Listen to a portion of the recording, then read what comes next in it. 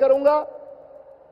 माननीय प्रधानमंत्री जी, मेरी मां पटना से चला करती थी और हार्डिंग रोड से एक बस निकलता था जिसका नाम था वन डे सर्विस। मेरा गांव पटना से 60 किलोमीटर दूर है और मेरी मां उस बस पर सुबह 5 बजे हार्डिंग रोड पर बैठती थी और 8 घंटे में मेरे गांव पहुंचती थी। उस बस का ही नाम था वन डे सर्विस। आज आपकी कृपा से आपके 10 वर्ष के कार्यकाल में जो हम 8 घंटा में तय करते हैं, अब 40 मिनट में वो यात्रा तय करते हैं। यही बिहार आपने दिया है जो सचमुच एक सच्चाई है।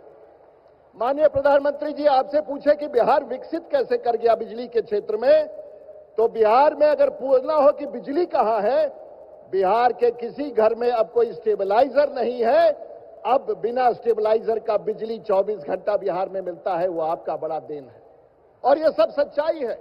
मैं इससे आगे नहीं बढ़ना चाहूंगा, लंबी सूची है और छोटे से बात रख करके आज सिर्फ विमर्श बिहार में 2 ही है। क्या इस देश में आप राहुल गांधी को चुनना चाहते हैं या नरेंद्र मोदी प्रधानमंत्री को चुनना चाहते हैं? विमर्श यहां है, क्या आप लालू यादव को चुनना चाहते हैं या नीतीश कुमार को चुनना चाहते हैं? इसके अलावा बिहार में कोई विमर्श नहीं। और आज बिहार के लोगों ने तय कर लिया है कि आप सर्वमान्य नेता हैं, हमें दिल्ली में पीएम भी चाहिए और बिहार में हमें सीएम भी चाहिए। दिल्ली में हमें पीएम भी चाहिए, बिहार में हमें सीएम भी चाहिए। इन्हीं शब्दों के साथ सिर्फ एक बार अंतिम रूप से जो बिहार का भी टैगलाइन है, जो सभी पार्टियों ने अपनाया है, और वो नीतीश कुमार के बारे में है। और नीतीश कुमार के नेतृत्व में हमें दिल्ली की भी सरकार चाहिए, बिहार के लोगों को बिहार की भी सरकार चाहिए। सिर्फ अंतिम टैगलाइन है, नीतीश कुमार बिहार के मुख्यमंत्री थे, बिहार के मुख्यमंत्री हैं और बिहार के मुख्यमंत्री बनेंगे। ये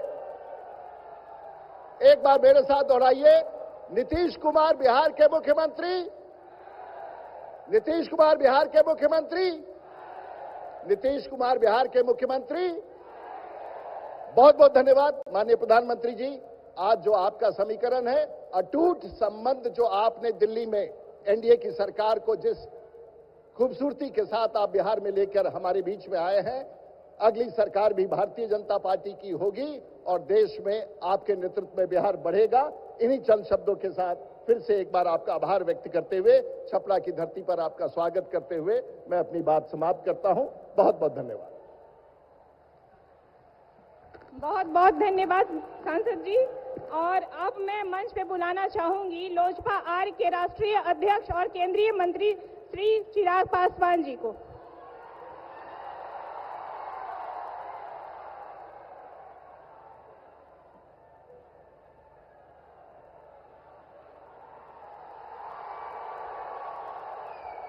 साथियों, आज इस सम्मानित मंच पर मौजूद देश के लोकप्रिय प्रधानमंत्री आदरणीय नरेंद्र मोदी जी मौजूद इस सम्मानित मंच पर तमाम हमारे प्रत्याशीगण मौजूद इस सम्मानित मंच पर तमाम वरिष्ठ सांसदगण।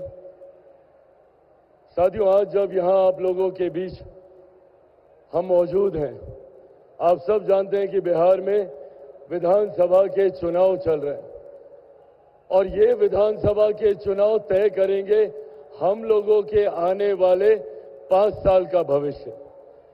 साथियों, ये समय है अपने अगले 5 साल को संवारने का।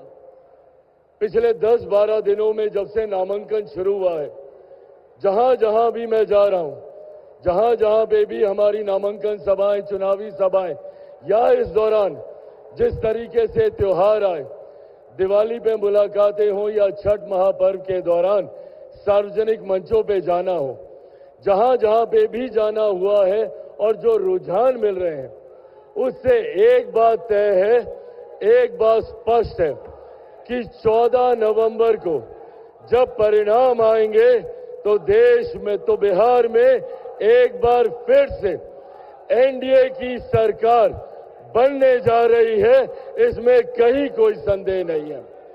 पर जब इस बार बिहार में एनडीए की सरकार बने, ये जिम्मेदारी आप सबके ऊपर आती है। जिस भी विधानसभा से आप आते हैं, ये जिम्मेदारी आपके ऊपर आती है कि आप अपनी विधानसभा में ऐसे उम्मीदवार को चुनने का काम करें जो मुख्य धारा के साथ जुड़कर आपके विकास का कार्य कर सके। आप ऐसे उम्मीदवार को चुनने का काम करें जो कल को सरकार का हिस्सा बनकर आपके क्षेत्र के विकास के कार्यों को गति दे सके। एक ऐसा एनडीए का उम्मीदवार आप चुने जो कि कल को हमारे मुख्यमंत्री के साथ बैठकर आपकी क्षेत्र की समस्या का समाधान कर सके, जो कल को केंद्र में जाकर मंत्रिमंडल से मिलकर प्रधानमंत्री जी से संवाद साधकर आपके क्षेत्र के लिए बड़ी से बड़ी परियोजनाओं को ला सके। पर अगर कहीं गलती से कोई गलत चुनाव हुआ तो अगले 5 साल पुनः आप लोगों को सिर्फ बहाना सुनने को मिलेगा कि बिहार सरकार हमारा साथ नहीं देती और केंद्र सरकार हमारी बात नहीं सुनती। तो ऐसे में जब ये बात तय है कि बिहार में एक बार फिर से एनडीए की सरकार बनने जा रही है, तो उस एनडीए की सरकार में आपकी विधानसभा का प्रतिनिधित्व करने वाला आपका विधायक सत्ताधारी पक्ष का विधायक होना चाहिए, एनडीए का विधायक होना चाहिए। साथियों, अगले 5 साल हमारे बिहार के लिए स्वर्णिम काल के तौर पर होने वाले हैं। पिछले साल, सवा साल में आपने देखा, जब से केंद्र में तीसरी बार हमारी सरकार बनी, तब से प्रधानमंत्री जी 11-12 बार बिहार आए चुनाव से पहले। चुनाव के दौरान 2 दिन पहले प्रधानमंत्री जी यहाँ थे, आज यहाँ हैं, 2 दिन बाद फिर बिहार आएंगे। ये दर्शाता है कि केंद्र सरकार मेरे प्रधानमंत्री के लिए किस तरीके से बिहार प्राथमिकता है। साथियों, ये लंबे समय के बाद बिहार को सौभाग्य मिला है एक मजबूत और स्थिर डबल इंजन की सरकार बनाने का।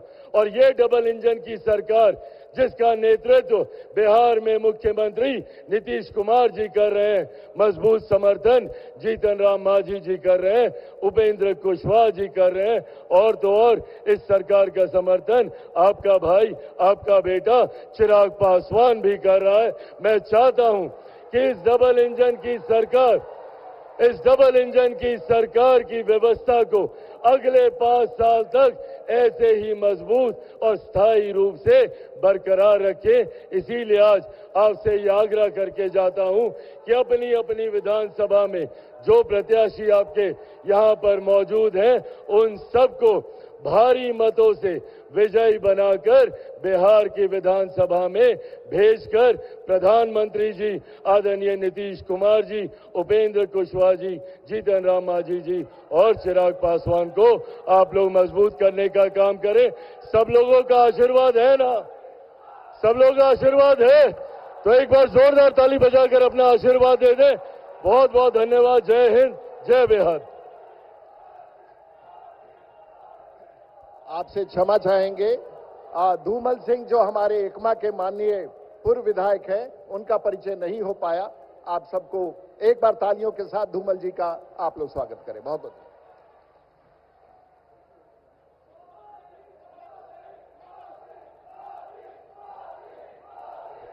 बहुत बहुत धन्यवाद। अब वो घड़ी आ गई है जिसका हम सबों को बेसब्री से इंतजार था।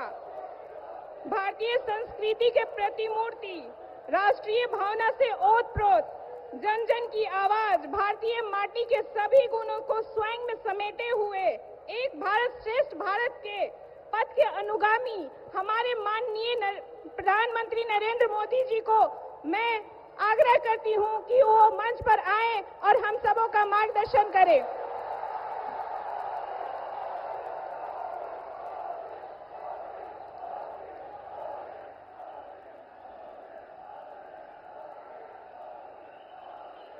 भारत माता की, भारत माता की, भारत माता की।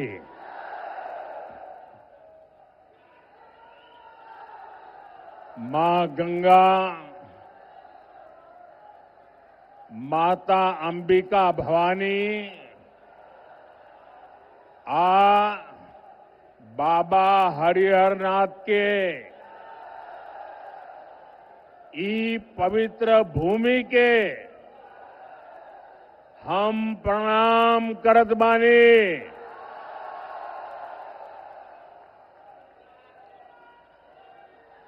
देशभक्त रत्न डॉक्टर राजेंद्र प्रसाद, लोकनायक जयप्रकाश नारायण, भिखारी ठाकुर के ई गौरवशाली भूमि पर रौरा सबके अभिनंदन करत बानी।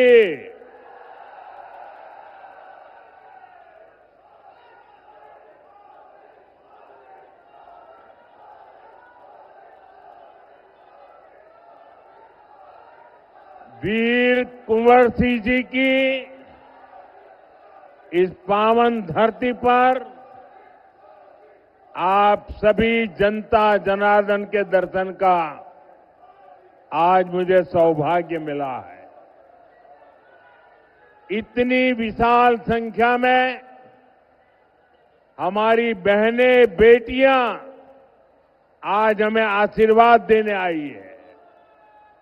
नौजवानों का उत्साह तो देखते ही बनता है।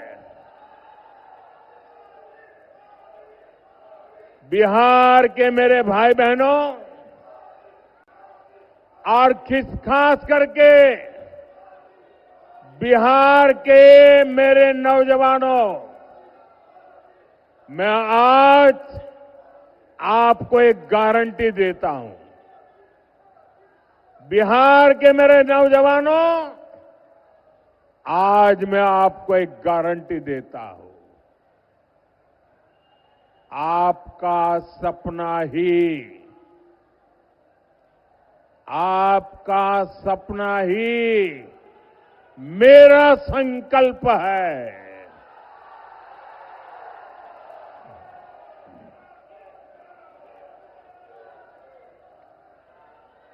नरेंद्र और नीतीश आपके सपनों को पूरा करने में जुटे हैं। बिहार में सुशासन से समृद्धि की यात्रा अनवरत चलती रहे, इसके लिए भाजपा एनडीए के इन सभी साथियों को विधानसभा जाना जरूरी है।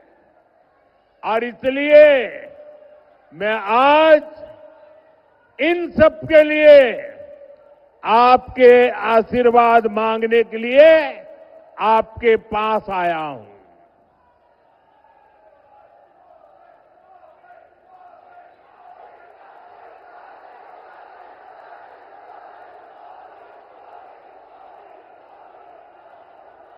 मेरे पुराने साथी, मेरे मित्र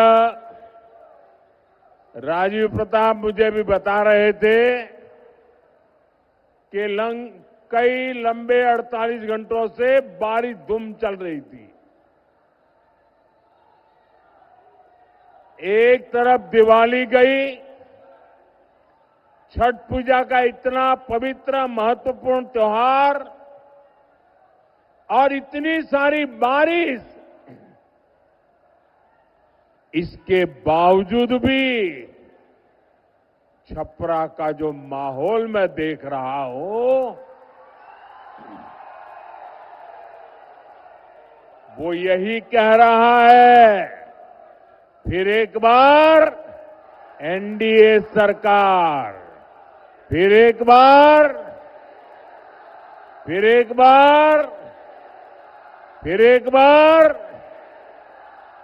बिहार में फिर से सुशासन सरकार। भाइयों और बहनों, छपरा आना अनेक प्रेरणाओं से जुड़ने जैसा है। यह धरती आस्था की भी है, आंदोलन की भी है और कला की भी है।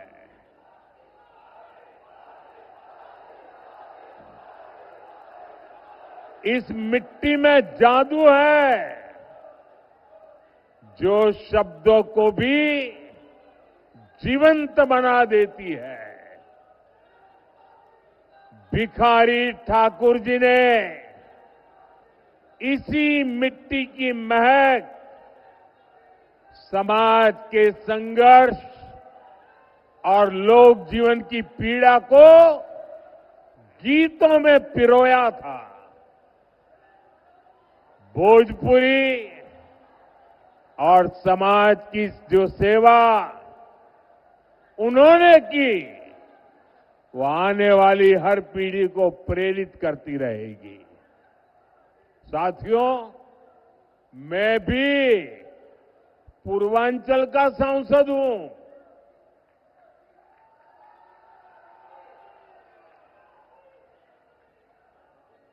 बनारसी बोलत बोलत अब हमरा के भोजपुर में कोनो दिक्कत ना होला। काफी कुछ अब समझ में आई गई बा। इसलिए साथियों, जब मैं भोजपुरी का सम्मान देश और दुनिया में देखता हूं तो गर्व से सिर ऊंचा हो जाता है। अभी कुछ महीने पहले ही मैं त्रिनिदाद और टोबैगो गया था। बहुत दूर है ये देश। जब मैं वहां एयरपोर्ट पर उतरा तो लगा जैसे बनारस या छपरा के घाट पर हूं। वहां के लोगों ने भोजपुरी चौताल से सबका स्वागत किया। बिहार और भोजपुरी से जुड़ा होने का गौरव अद्भुत होता है। लेकिन साथियों, मैं आपको ये भी याद दिलाना चाहता हूं कि लालटेन वाले हो, पंजे वाले हो या उनके इंडी गठबंधन के साथी, ये लोग कैसे बिहार और बिहारियों का अपमान करते हैं। कांग्रेस के पंजाब के एक मुख्यमंत्री थे। उन्होंने एक रैली में खुला ऐलान किया। ये जरा सुनिए, ये पंजाब के कांग्रेस के मुख्यमंत्री ने मुख्यमंत्री पद पर रहते हुए ऐसा खुला ऐलान किया कि बिहार के लोगों को वो अपने राज्य पंजाब में घुसने नहीं देंगे। कांग्रेस के मुख्यमंत्री ने पंजाब में भाषण किया और उस समय मंच पर उन्होंने तो भाषण किया, उस समय मंच पर गांधी परिवार की एक बेटी जो आजकल पार्लियामेंट में बैठती है, वो जब एक बोल रहे थे कि पंजाब के लोग बिहार के लोगों को पंजाब के मुख्यमंत्री पंजाब में घुसने नहीं देंगे, और ये कांग्रेस के इतने बड़े परिवार की बेटी खुश होकर के तालियां बजा रही थी। उधर तेलंगाना और कर्नाटक में कांग्रेस के नेता बिहारियों को गालियां देते रहते हैं।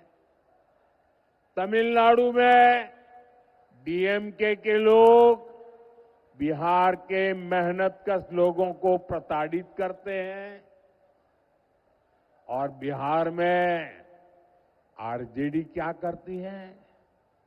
इतना सारा हो रहा है, आरजेडी को सांप सूंघ जाता है। और इस बार तो इस चुनाव में इन लोगों ने सारी हदें पार कर दी है। जिन लोगों ने अपने राज्यों में बिहारियों को गालियां दी, उन लोगों को कांग्रेस ने बिहार में चुनाव प्रचार में बुला लिया। साथियों, ये सब अचानक ऐसे ही नहीं हुआ है। ये बिहार के चुनाव में कांग्रेस की सोची समझी साजिश के तहत हुआ है। कांग्रेस चाहती है कि आरजेडी का ज्यादा से ज्यादा नुकसान हो और इसलिए कांग्रेस बिहार विरोधियों को बिहार चुनाव प्रचार में ला रही है। एक उदाहरण है कि आरजेडी कांग्रेस की लड़ाई कितनी बड़ी होती जा रही है। साथियों, हमारी संस्कृति, हमारी आस्था, हमारी धरोहर, यही बिहार की आत्मा है। भाई, इन बच्चों से जो फोटो लाए ले लीजिए। ये कब से हाथ ऊपर करके थक जाएंगे, जरा ले लीजिए।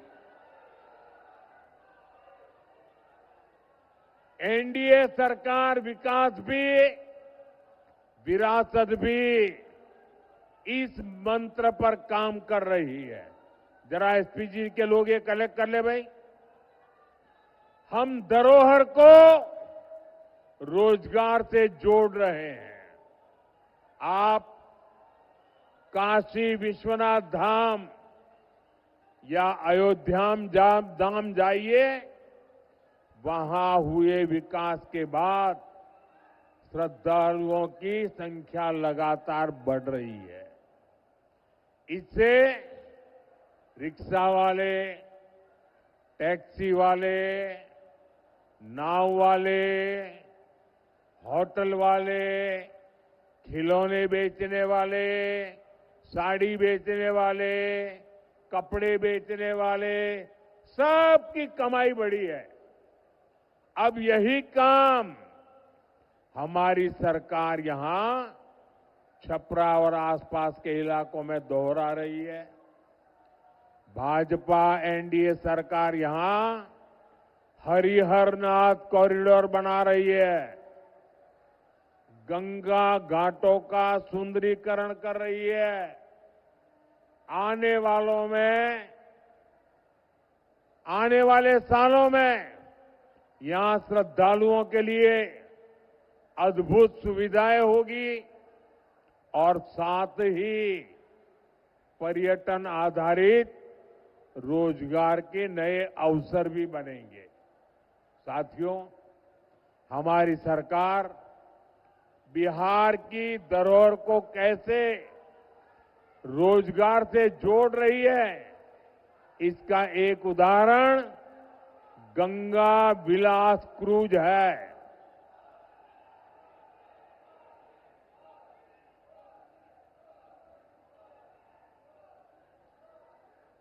भाई, आपका प्यार मुझे मंजूर है, लेकिन मुझे बोलने तो दीजिए। आपका उत्साह मेरे सर आंखों पर।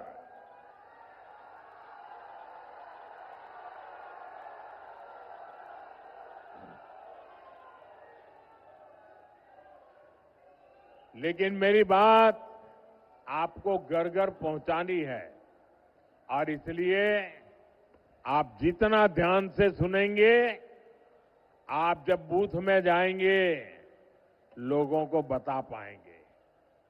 साथियों, एक क्रूज चलती है,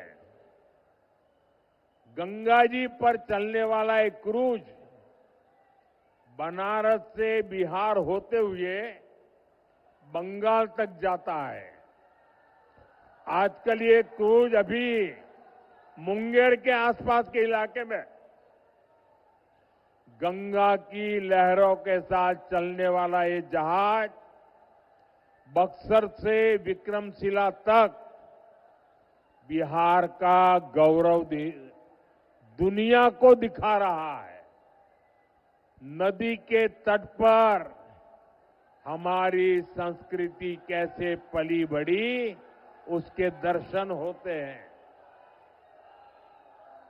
साथियों, हमारी डबल इंजन सरकार बिहार के तीर्थों और धरोहरों की भव्यता को आधुनिक सुविधाओं से जोड़ रही है।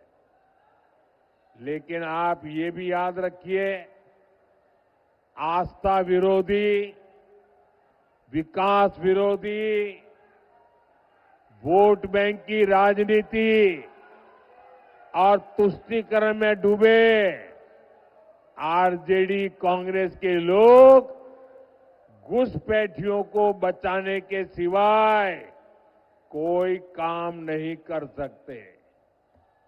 घुसपैठिए उनके माए बाप बन गए हैं। उन्होंने अपनी पूरी राजनीतिक ताकत घुसपैठियों को बचाने में लगाई हुई है। भाइयों बहनों, अयोध्या में इतना भव्य राम मंदिर बना, 500 साल के बाद 500 साल का इंतजार, अविरत संघर्ष, और तब जाकर के राम मंदिर बना।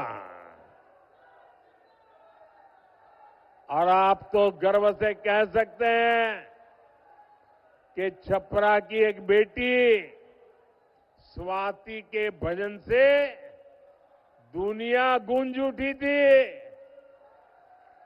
मेरी झोपड़ी के भाग आज खुल जाएंगे, राम आएंगे। कितने सुंदर बोल है, मेरी झोपड़ी के भाग आज खुल जाएंगे, राम आएंगे। और प्रभु श्री राम के दर्शन के लिए लाखों लाख लोग अयोध्या चल पड़े। लेकिन साथियों, आरजेडी कांग्रेस के नेताओं को राम मंदिर के निर्माण से भी परेशानी है। आपने कभी सुना, अरे बेटे रखो, मैं आप लाई हूं, अच्छी बात है, कोई ले लेगा, देख लिया बेटा, बैठो आप, जरा वो किताब ले लीजिए। भी वो बच्ची किताब लेके आई है, वो किताब ले लीजिए, पहुंचा दीजिए।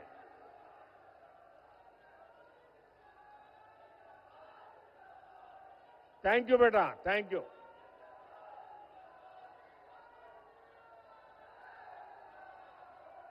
आपने कभी ये आरजेडी वालों को, कांग्रेस वालों को राम मंदिर जाते देखा क्या अयोध्या में?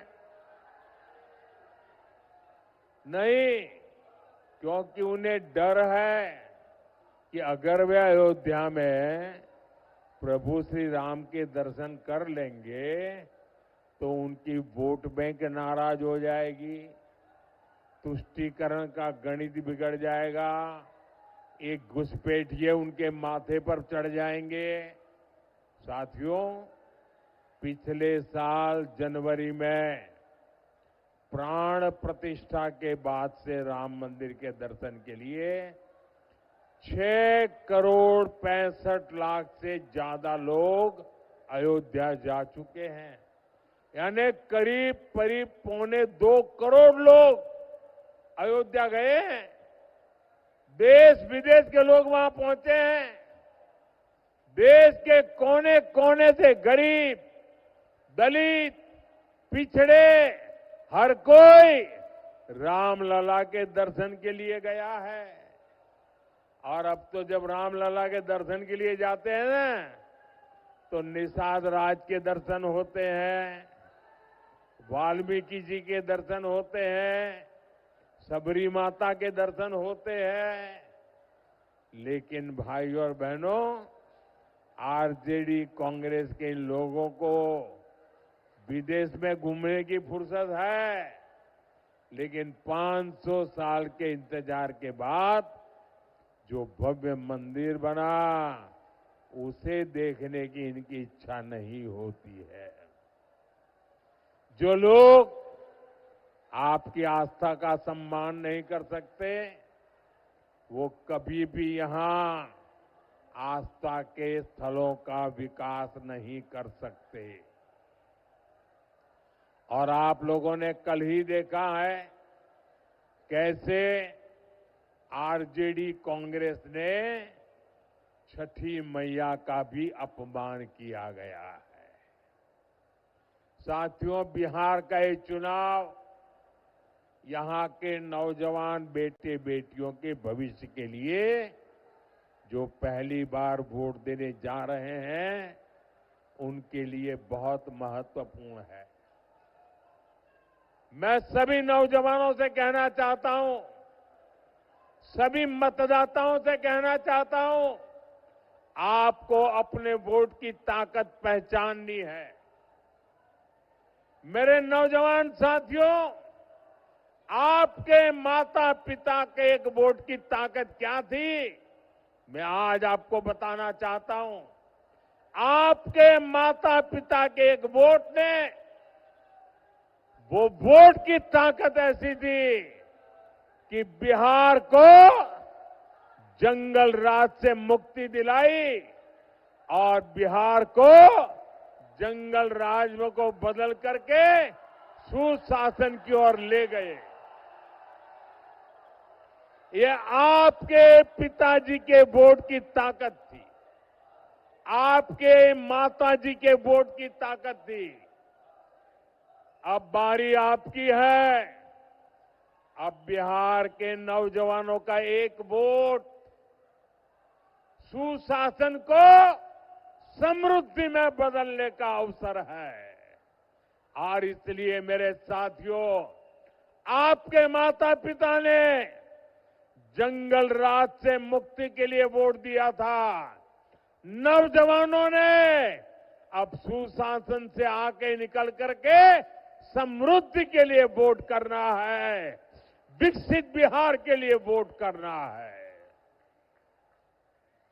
साथियों, बिहार में शायद ही कोई ऐसा परिवार होगा जिसकी आंखों में जंगल राज की कोई न कोई भयावह तस्वीर ना छपी हो। जंगल राज के सबसे बड़े शिकार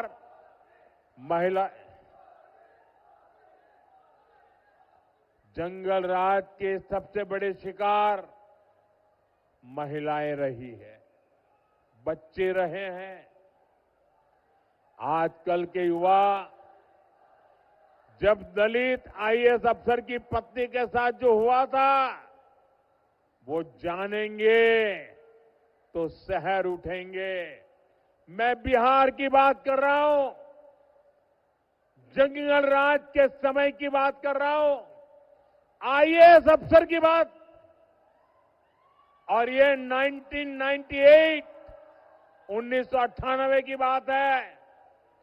उस दलित आईएएस अधिकारी की पत्नी ने राज्यपाल को, गवर्नर को चिट्ठी लिखकर खुलासा किया था कि आरजेडी के गुंडों ने कई दिनों तक उनसे बलात्कार किया था।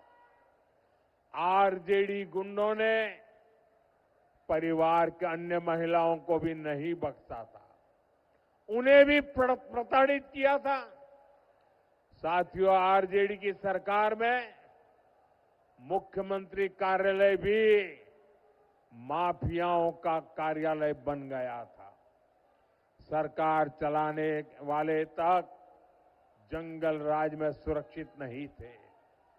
जो खेतों में काम करने वाली माताएं बहनें थी, स्कूल कॉलेज जाने वाली बेटियां थी, उनके साथ हुए बलात्कार के अधिकांश मामले तो आरजेडी की सरकार ने दर्ज तक नहीं होने दिए। गरीबों, दलितों, महादलितों, अति पिछड़ों के लिए तो न्याय के दरवाजे, हर दरवाजे बंद थे।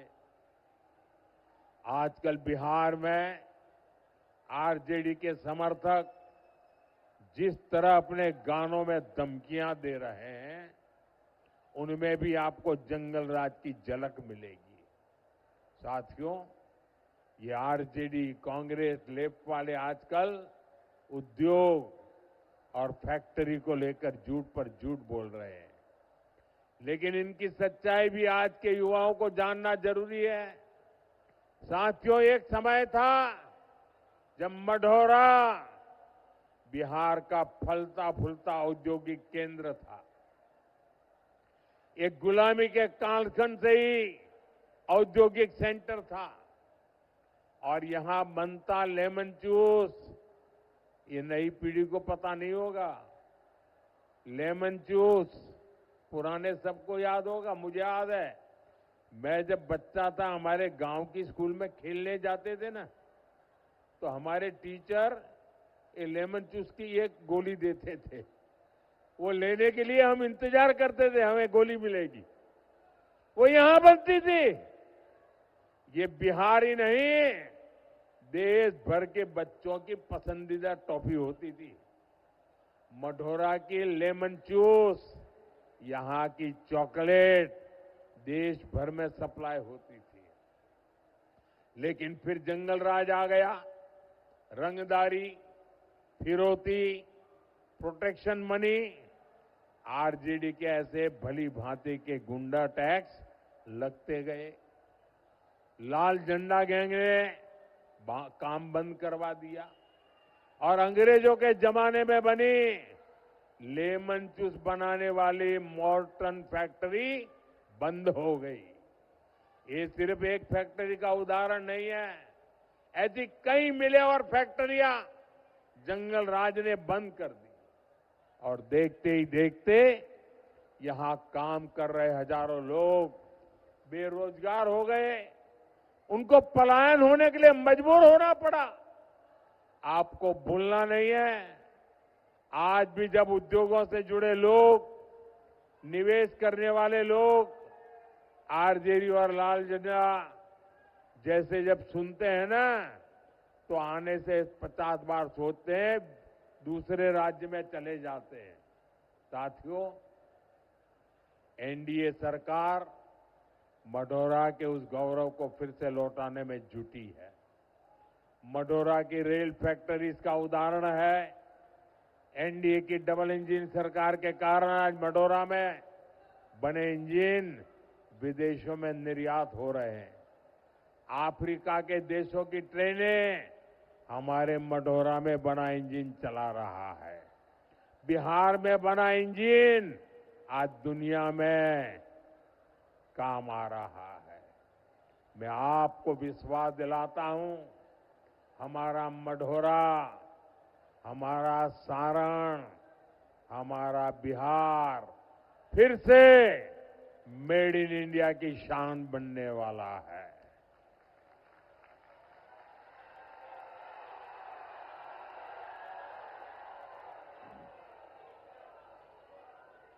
आने वाले सालों में यहां उद्योगों का नया विस्तार होगा। बिहार के युवा को बिहार में ही काम मिलेगा।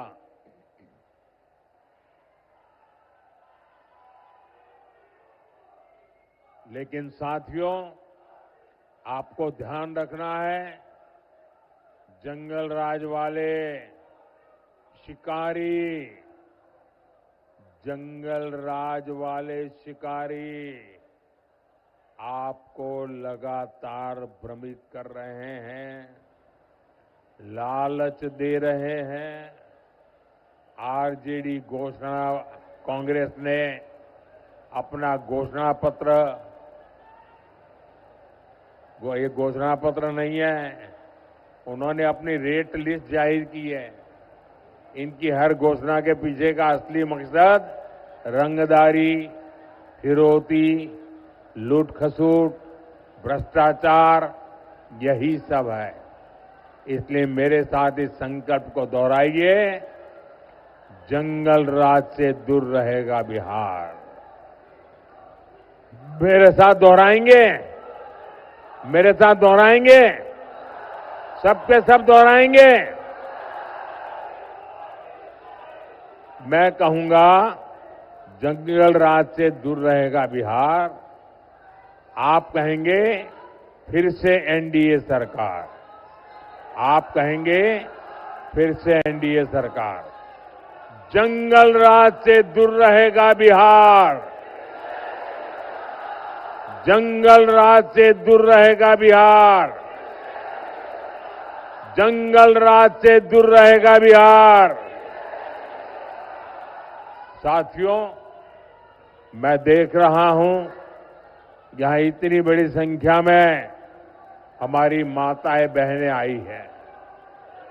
बिहार के विकास में यहां की बहनों बेटियों की बहुत बड़ी भूमिका है। हमारी बेटियां आत्मनिर्भर बने, वे अपना परिवार का भविष्य समृद्ध करें, इसके लिए हम लगातार काम कर रहे हैं। ड्रोन दीदी, जीविका दीदी, बैंक सखी, लखपति दीदी, अनगिनत अभियान, ऐसे कितने ही प्रयासों ने बिहार में बहनों बेटियों को नई ताकत दी है। बिहार की बहनें मुख्यमंत्री महिला रोजगार योजना से भी बहुत खुश है। 1,30,00,000 बहनों के खाते में 10-10 हजार रुपया पहुंच चुके हैं। इस पैसे से वे अपना काम शुरू कर रही है।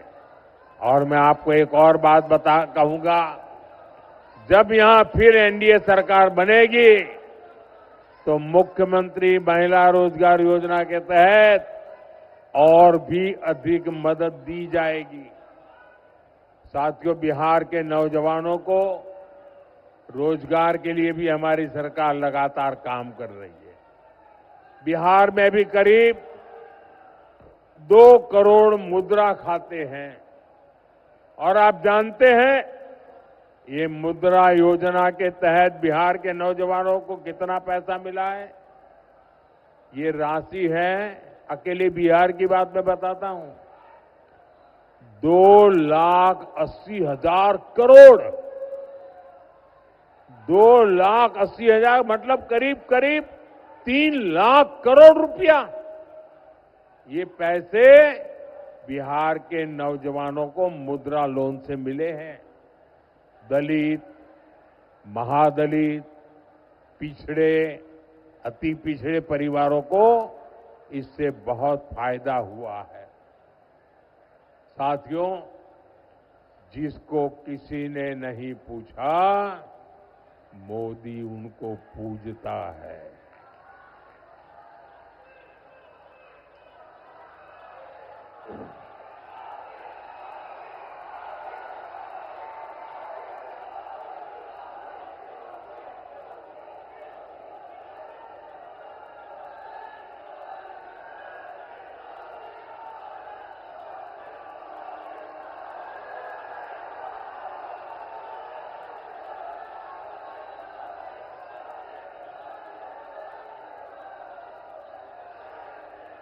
अब आप इजाजत दें तो मैं बोलूं। आपका प्यार इतना है और आपका जुस्सा भी इतना जोरदार है कि मेरी आवाज भी दब जाती है।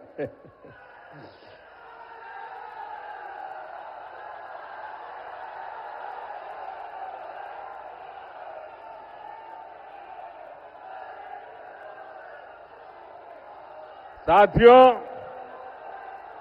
हमारे विश्वकर्मा साथी जो पारंपरिक काम करते हैं, हाथ के हुनर से काम करते हैं, जो बढ़ई है, लोहार है, सुनार है, सुतार है, दर्जी है, कपड़े धोने वाले हैं, जूता बनाने वाले हैं, मालाकार है, नाई है, ऐसे अनेकों साथियों की सूद भी किसी ने नहीं ली थी। इसमें भी बहुत सारे काम हमारी बहनें करती हैं। आजाद भारत में पहली बार ये हमारी सरकार है जिसने पीएम विश्वकर्मा योजना बनाई है। इसके तहत इन साथियों को सरकार आधुनिक ट्रेनिंग दे रही है, ट्रेनिंग के दौरान भी पैसे दे रही है। इन्हें आधुनिक औजार खरीदने के लिए देश भर के विश्वकर्मा भाइयों को हजारों रुपये दिए गए, हजारों रुपये दिए गए। इनको बैंक खातों से बहुत कम ब्याज पर लाखों रुपये ऋण दिया जा रहा है ताकि वे कच्चा माल खरीद पाए, नई मशीनें खरीद पाए। इसके तहत अभी तक देश के लाखों विश्वकर्मा साथियों को करीब करीब 40,000 करोड़ रुपए से अधिक इसकी मदद स्वीकृत हुई है। आने वाले 5 साल में बिहार के विश्वकर्मा साथियों को इन योजनाओं से बहुत अधिक लाभ होने वाला है। साथियों, एनडीए की डबल इंजन सरकार वंचितों को वरीयता देती है। आप नक्सलवाद की समस्या को ही लीजिए, इसने वंचितों को, दलितों, अति पिछड़ों को हिंसा के रास्ते पर भटकाया। इनके टोलों को सड़क, स्कूल, अस्पताल, हर चीज से वंचित रखा। एनडीए बिहार को माओवादी आतंक से मुक्त कर रही है। साथियों, एनडीए की डबल इंजन सरकार सामाजिक सुरक्षा का दायरा भी निरंतर बढ़ा रही है। बीमा हो, बढ़ी हुई पेंशन हो, मुफ्त इलाज हो, मुफ्त अनाज हो, ये सब कुछ ये आपका बेटा दे रहा है, एनडीए सरकार दे रही है। साथियों, आज बिहार में औसतन हर महीने, यह आंकड़ा भी बिहार के लोगों को याद रखना चाहिए। आज बिहार में औसतन एवरेज हर महीने 15,000 से अधिक गरीबों के लिए पक्के घर बनते हैं। गांव टोले तक सड़कें पहुंची है, बिजली पानी पहुंचा है, या नई गैस लाइन पहुंची है, बहनों की रसोई तक सस्ती गैस पहुंच रही है। हमारा प्रयास यही है कि आपके जीवन से चिंता कम हो, आपका जीवन आसान हो। साथियों, अब बिहार रुकेगा नहीं। अब बिहार रुकेगा नहीं, इतना ही नहीं है, अब बिहार नई रफ्तार से आगे बढ़ेगा।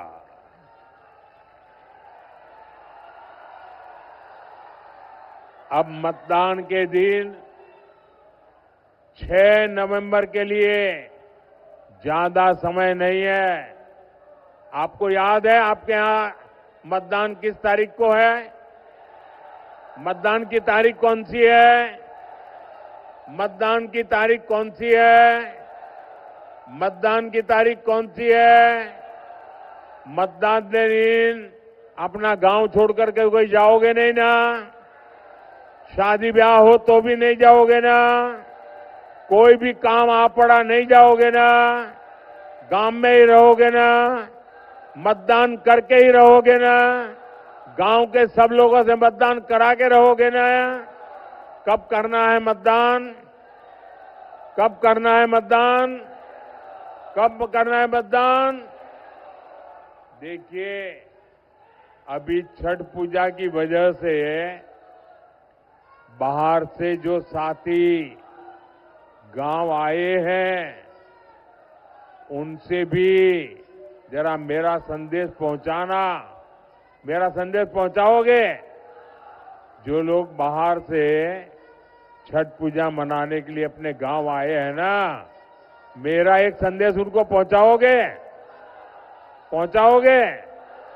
उनको कहना कि मोदी जी ने आपको खास कहा है कि अब छठ पूजा के लिए आए हो, परिवार के साथ सबको मिल रहे हो, तो 6 नवंबर को अगर आपका यहां वोट है तो वोट देकर के ही जाना।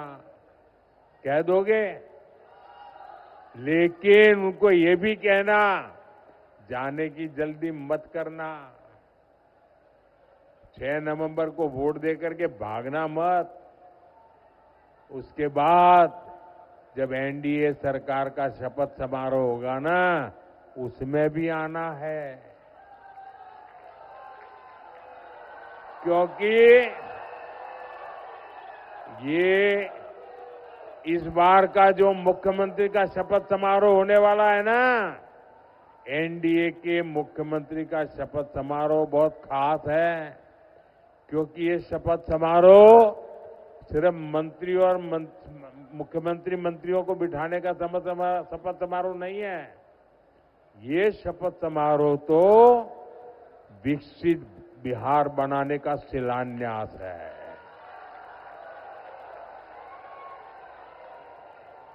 ये चुनाव विकास के महान अभियान को गति देने वाला है। इसलिए इस महायज्ञ में जो बाहर से यहां लोग आए हैं, उनका योगदान भी बहुत जरूरी है। भाइयों बहनों, हम सबका काम है लोकतंत्र में, हम सबकी जिम्मेवारी है खुद तो वोट करें, लेकिन औरों से भी वोट करवाएं। ज्यादा से ज्यादा मतदान होना चाहिए। सुबह सुबह मतदान केंद्रों पर पहुंचना चाहिए। और भाजपा के, जेडीयू के, लोजपा के, हम पार्टी के, आरएलएसपी पार्टी के, जिस भी पार्टी के उम्मीदवार हमारे यहां से आपके यहां हो, उन सबको भारी बहुमत से विजयी बनाना है।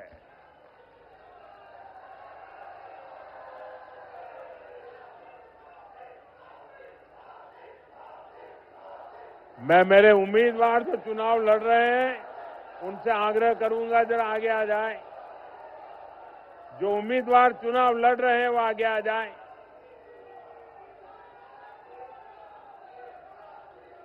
आप सब इतनी बड़ी संख्या में मेरे इन साथियों को आशीर्वाद देने आए हैं। आप मेरे इन साथियों की जितनी ताकत बढ़ाओगे, इतनी मोदी नीतीश की ताकत बढ़ेगी। और इसलिए मोदी नीतीश की ताकत को बढ़ाने के लिए मेरे इन सभी साथियों को आपको वोट देकर के ताकत देनी है, आपके आशीर्वाद देने हैं। मेरे साथ बोलिए, भारत माता की, भारत माता की, भारत माता की। मैं अभी इन लोगों के बीच में जाऊंगा। हमारे रूडी जी भी रहेंगे, हमारे चिराग जी भी रहेंगे, और हम एक फोटो इन सारे उम्मीदवारों के साथ कराएंगे। लेकिन आपसे मेरी अपेक्षा है, आपके आशीर्वाद मजबूती के साथ मिले, एक एक वोट इन लोगों को मिले। बोलिए भारत माता की।